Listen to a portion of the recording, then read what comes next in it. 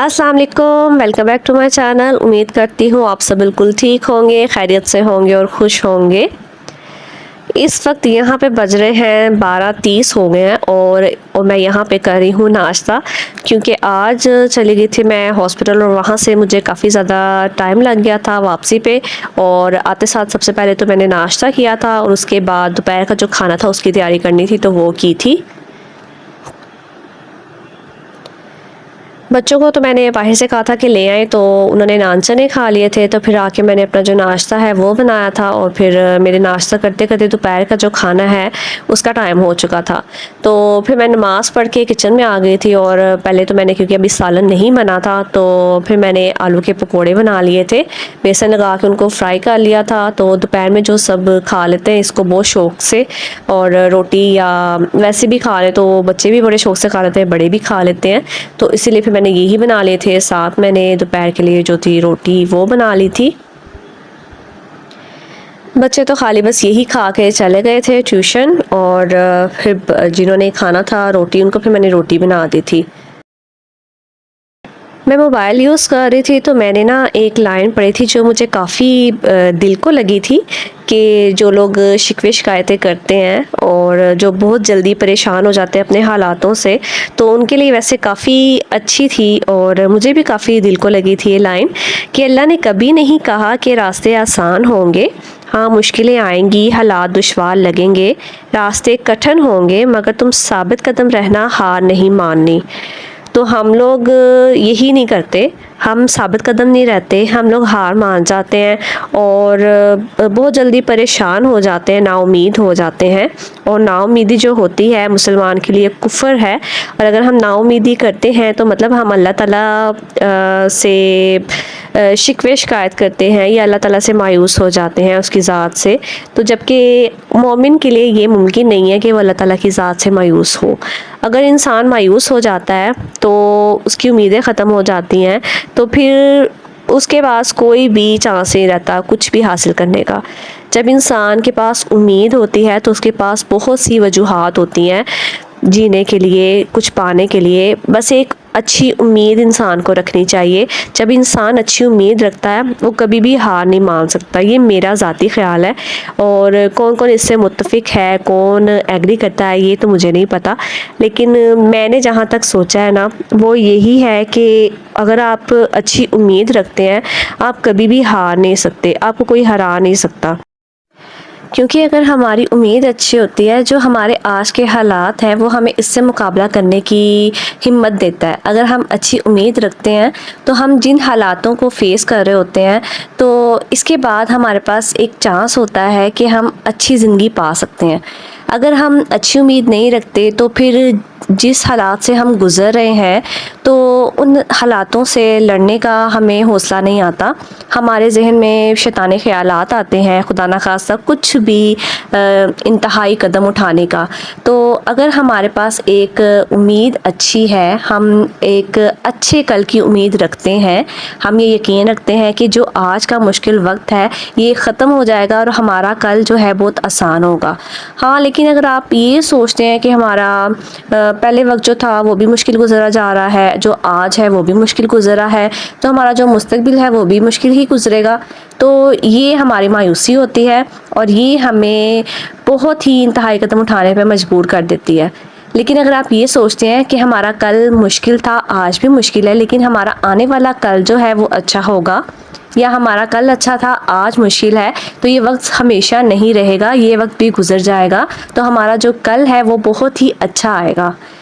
क्योंकि हमने कभी भी गौर नहीं किया कि हमने कौन कौन सी नेमतें हैं जो दूसरों से ज़्यादा पाई हैं। हमने हमेशा उसी पे गौर किया है जो हमारे पास नहीं है, जो दूसरों के पास है। लेकिन अगर हम गौर करें तो हमारे पास बहुत कुछ ऐसा है जो दूसरों के पास नहीं है। तो जो हमारे पास है उस पर शुक्र करना चाहिए, और जो वक्त बुरा गुजरा है, जिन हालात पे आप गुजर रहे हैं, जिनका सामना आप कर रहे हैं, तो उस पर सब्र करना चाहिए।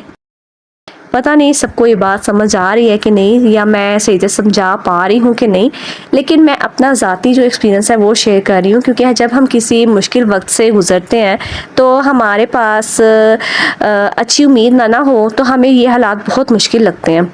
लेकिन अगर हम उस वक्त से गुज़र रहे हैं तो हमारे पास एक बहुत अच्छी उम्मीद है कि जो आज चल रहा है वो सब कुछ ठीक हो जाएगा और हमारा कल भी सबके लोगों की तरह अच्छा होगा। क्योंकि ज़्यादातर लोग जो है वो हमेशा दूसरों को देख के ही कहते हैं कि जी उसके पास ये है, उसने ये पा लिया, इतना पैसा कमा लिया।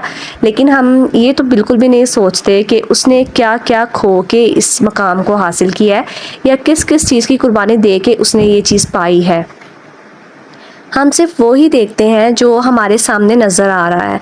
अब हम ये देखें कि हमारे पास जो हमारा आज है, जो बहुत ही मुश्किल हालात से हम गुज़र रहे हैं, तो ये भी हमेशा नहीं रहेंगे। क्योंकि हमारा पहले भी बहुत अच्छा वक्त गुज़र चुका है। जब वो अच्छा वक्त नहीं रहा तो ये मुश्किल वक्त भी नहीं रहेगा। जब कोई मुश्किल वक्त आता है तो ये सोचने की बजाय कि हम पे ये मुश्किल वक्त है, हमें ये भी गौर करना चाहिए कि इसके साथ हमारे लिए क्या अच्छाई आई है या हमारे लिए क्या आसानी आई है। अल्लाह से अच्छा गुमान रखें, बुरे वसवसों को दिल में जगह ना बनाने दें और अच्छी उम्मीद रखें।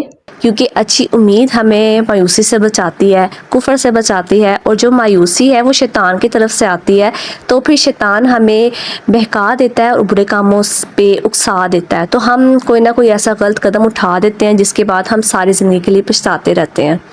तो हमें सब्र से, शुक्र से अपने इस मुश्किल वक्त को गुजारना चाहिए। और जैसे हमारा अच्छा वक्त नहीं रहा तो ये जो मुश्किल वक्त है ये भी नहीं रहेगा, ये भी गुजर जाएगा। इस वक्त तो मैं यहाँ पे आ गई थी किचन में असर की नमाज़ पढ़ के, और आज मैं काफ़ी लेट आई थी किचन में। क्योंकि दोपहर में जब मैंने खाना बना लिया था बच्चों को ट्यूशन वगैरह भेजने के बाद, फिर मैंने जो कपड़े वगैरह धोने थे तो वो मैंने मशीन लगा दी थी, और धुलने तो वो खुद ही थे। तो मशीन लगा के मैं लेट गई थी थोड़ी देर के लिए।